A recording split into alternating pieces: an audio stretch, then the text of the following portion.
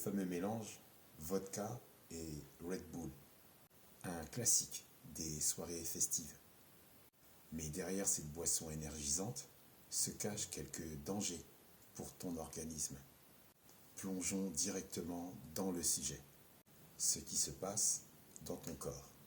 Lorsque tu mélanges de la vodka, un alcool dépresseur, avec Red Bull, une boisson énergisante riche en caféine et en taurine, tu crées un cocktail qui te fait danser sur la corde raide. Il y a, en quantité, 15 fois plus de caféine et de taurine que ton corps, à l'origine, ne peut tolérer. Mais ça, les industriels, de ta santé, ils n'en ont rien à cirer. Ce qui importe, pour eux, c'est la santé financière. Leur santé financière, pas la tienne. Car pour eux, tu es le produit. Tu es le consommateur qui paye pour boire leur potion qui donne des ailes à leur portefeuille. La vodka va relaxer ton système nerveux, tandis que le Red Bull va le stimuler. C'est un peu comme si tu mettais un chat et un chien qui ne se connaissent pas dans une même pièce. Ça peut être amusant au début. Puis, quelques instants plus tard, ça peut vite partir en vrille.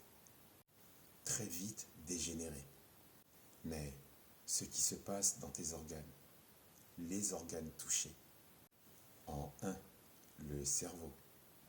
La caféine et la taurine stimulent le système nerveux central, ce qui peut te donner un coup de fouet d'énergie.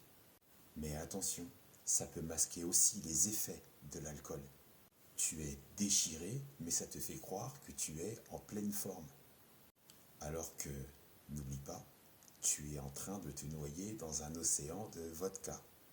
Résultat, c'est pour ça que tu vois des personnes se retrouver à danser sur la table sans se rendre compte qu'elles sont déjà bien éméchées. Et une de ces personnes, ça peut être toi. En deux, le foie. Le foie, ce héros silencieux qui doit travailler dur pour traiter et décomposer l'alcool. Il devient la poubelle de la soirée. Mais cette poubelle est malheureusement placée dans ton organisme. Mais, avec un mélange de caféine et de taurine, il peut être un peu débordé. Une consommation excessive peut entraîner des dommages hépatiques à long terme. Insuffisance hépatique, dégradation sévère de la fonction hépatique, causée par des mauvais mélanges qui endommagent le foie, où la plupart des personnes présentent une jaunisse, se sentent fatiguées, faibles et ou perdent l'appétit. En 3, le cœur. La quantité de caféine dans les boissons énergisantes est si importante qu'elle augmente la fréquence cardiaque. Et combiné à l'alcool, ça peut provoquer des palpitations. Imagine ton cœur qui est en train de faire un marathon alors que tout le reste de ton corps est en mode sieste. Est-ce que tu vois le bordel? Les risques pour ta santé.